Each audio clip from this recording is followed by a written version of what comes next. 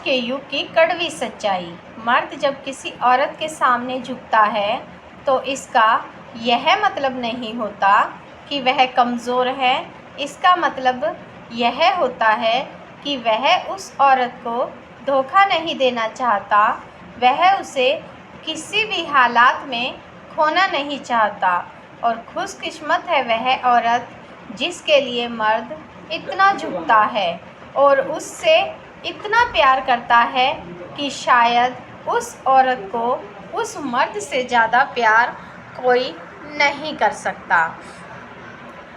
बहुत बेबस हो जाता है इंसान जब वह किसी को खो भी नहीं सकता और वह जिसे चाहता है उसे उसका खो भी नहीं सकता।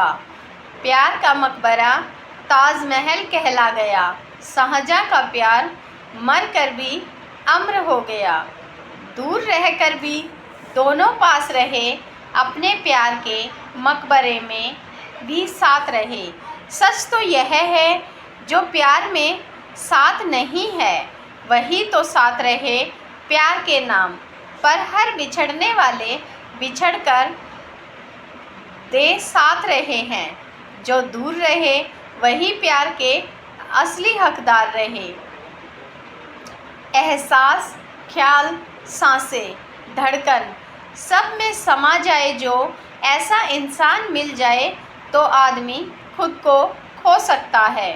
घर में चाहे एक छोटी सी सुई भी उठा के चाहे रखी ना हो, माँ का लाडला भी अपनी पसंदीदा औरत के लिए बर्तन धो सकता है। और जब किसी के आगे बोलने से पहले सोचना नहीं पड़ता तब अंदर ही अंदर घुट के मरने वाला भी सब कुछ बोल सकता है। वैसे तो औरतों की फितरत में लिखा है ये सब करना।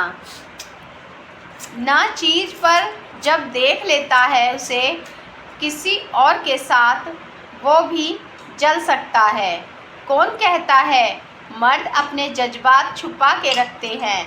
मिले दिल का चाहा दुआओं का मांगा तो पत्थर दिल भी रो सकता है। मैं तो समझता था बिछड़ कर मर जाते होंगे, क्या पता था कि खुशी खुशी अपने घर जाते होंगे। कैसे रह लेते हैं खुश दिल दुखा के किसी का।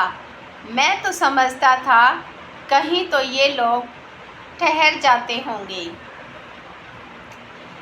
पता नहीं इसे मजबूरी कहें या कहें शौक की चीज़।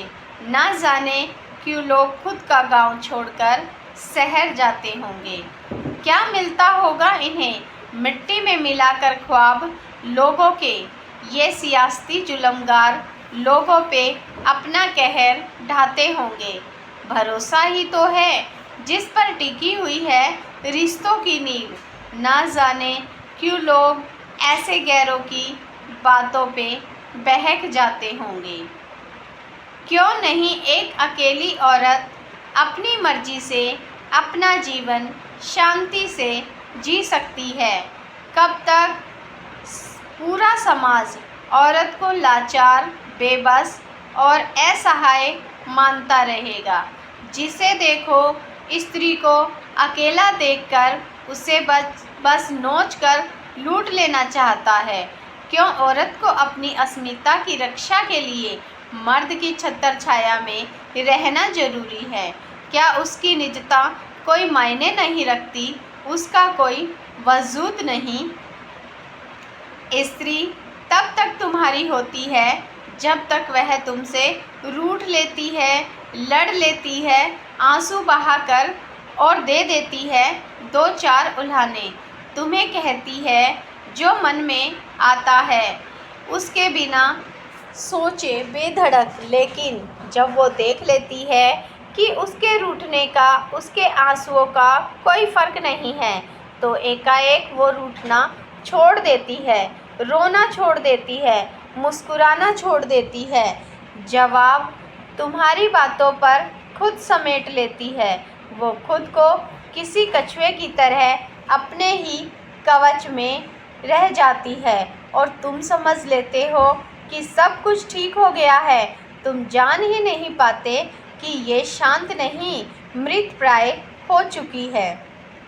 कहीं ना कहीं गला घोट दिया है इसने अपने अरमानों का, और अब जो तुम्हारे पास है वह तुम्हारी होकर भी तुम्हारी नहीं है। एक स्त्री होती है, जब वो विवाह करके आपके पास आती है तो अपने माता पिता, परिवार, आंगन सब छोड़ती है, यहाँ तक कि उसका नाम खत्म, उसका गोत्र भी खत्म, उसकी जाति भी खत्म। अपनी आपकी जाति से पहचानी जाती है, आपके गोत्र से पहचानी जाती है। हाथ उसके होते हैं मेहंदी आपके नाम की, पेट उसका होता है, बच्चा आपके नाम का होता है।